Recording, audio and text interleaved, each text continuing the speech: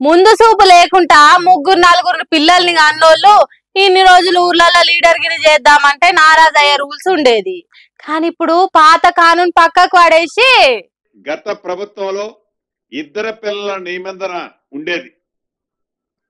ఇద్దరు పిల్లల కంటే ఎక్కువగా ఉంటే లోకల్ బాడీలో అది ఎంపీటీసీ గాని జెడ్పీటీసీ గాని వార్డు మెంబర్ గాని సర్పంచ్ గాని నిలబడే అర్హత ఉండేది కాదు ఆనాటి ప్రభుత్వం చేసిన చట్టం వల్ల.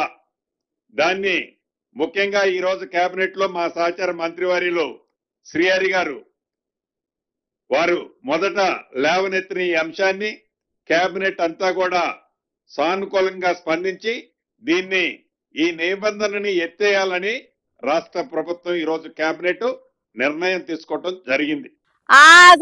సప్పట్లు ఇద్దరికంటే ఎక్కువ పిల్లలున్నా కూడా స్థానిక సంస్థల పోటీలు వేయొచ్చు అనే రూల్ తెస్తున్నారట సర్కారు. ఇద్దరు బిడ్డలు పుట్టినాక కొడుకు కావాలనో లేకుంటే ఇద్దరు కొడుకులు పుట్టినాక బిడ్డ కావాలనో రెండో కాన్పు కవల పిల్లలు పుడితేనో ఎన్నికలలో నిలబడేటానికి ఛాన్స్ ఉండకపోయేది. ఎంత మంచి పేరున్నా మంది మార్బలం ఉన్నా కూడి నడిచే కుల బలం ఉన్నా ఖర్చు ఎంతైనా పెట్టుకునే పైకం ఎంతున్నా అన్ని మంచిగానే ఉన్నాయి, అల్లున్నోట్లే శని ఉన్నది అన్నట్టు ఇద్దరు పిల్లల రూలు ఇరుకున పెట్టేది చాలా మందిని.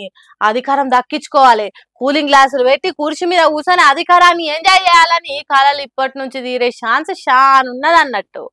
అమ్మయ్య, ఈ జన్మల sarpanch MPTC ZPTC MPP ZP chairman కాలేను అనుకున్నోళ్ళు ఇప్పుడు గల్లా ఎగిరేసి తిరుగుతున్నారు కావచ్చు ఊర్లల్లా. పాత రూలు ఎత్తేసి కొత్త కాను తెచ్చినందుకు ఇద్దరికంటే ఎక్కువ పిల్లలు ఉన్నోళ్ళ కండ్లు దగదగదగ మెరుస్తున్నాయి కావచ్చు. మరి చూడాలి ఎంతమంది ఇద్దరికంటే ఎక్కువ పిల్లలు ఉన్నోళ్ళు ఎన్నికలలో నిలబడి గెలిచి కుర్చీ ఎక్కగలుగుతారు అనేది.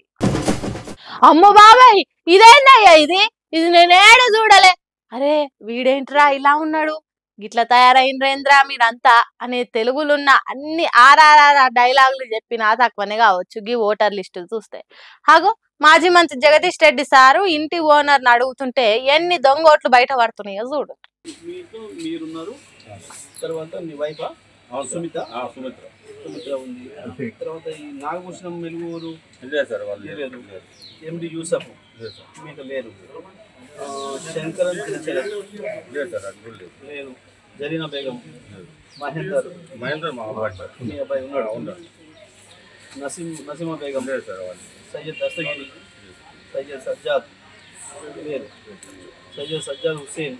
ఇట్లా ఒక్కటి రెండు కాదు, ఏకంగా ఓనర్ కు తెలియకుండా ఆ ఇంటి అడ్రస్ తోని 22 దొంగ ఓట్ల పేర్లు బయటికి వచ్చినాయి. అసలు లెక్కకైతే 6 మాత్రమే అస్సలు ఓట్లు ఉండాలి గాని జూబ్లీహిల్స్ ఎన్నికలు ఉన్నాయని తెలుసుడుతోని దొంగ పేర్లు ఎవరి ఇష్టం వాళ్ళదే అన్నట్టు ఎక్కిచ్చిండ్రట. వీళ్ళంతా ఎవరు మరి అని అడిగితే ఇంటి ఓనర్ ఏమంటున్నాడో వినుండ్రి. కానీ ఇప్పుడు మీ ఇంటి నెంబర్ పేరు మీద 28 ఓట్లు ఉన్నాయి, అవి ఎవరు వాళ్ళు మాకు తెలియదు సార్. ఎందుకంటే ఇప్పుడు లిస్ట్ వచ్చే వరకు మనకి ఆల్రెడీ మన దగ్గర ఉన్న వాళ్ళు వెకేట్ చేసిన వాళ్ళదే చెప్పారు.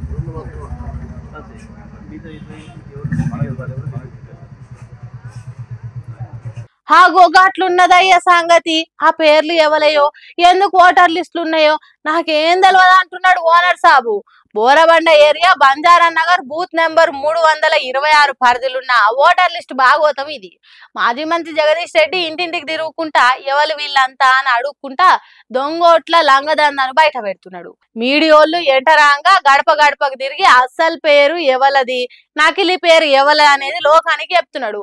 సరే ఓటర్ లిస్ట్ లో పేరు రాయించి రాంగ్ రూట్ లో ఓటేద్దామని అనుకున్నారు కావచ్చు గాని పోలింగ్ బూత్ లో ఓట్లేసేటానికైతే వస్తారు కదా, అప్పుడు దొరకబట్టాలి అన్నట్టు కూడా ఉపాయం వేస్తున్నారట బీఆర్ఎస్ పార్టీలు. మరి పైసలు వస్తాయని కొంతమంది దొంగోట్లు రాయించుకున్నారా లేకుంటే సర్కారు చేసిందా అనేది మనకు తెలియదు కానీ బీఆర్ఎస్ పార్టీ మాత్రం ఈ దొంగోట్ల దందాన్ని ఇడిచిపెట్టేదేలే అన్నట్టు ఇంటింటికి తిరుగుతున్నారు. చూడాలి మరి ఆఖరికి ఆ దొంగోట్లు ఎవలను గెలిపిస్తాయో ఎవలను ఓడగొడతాయో అని.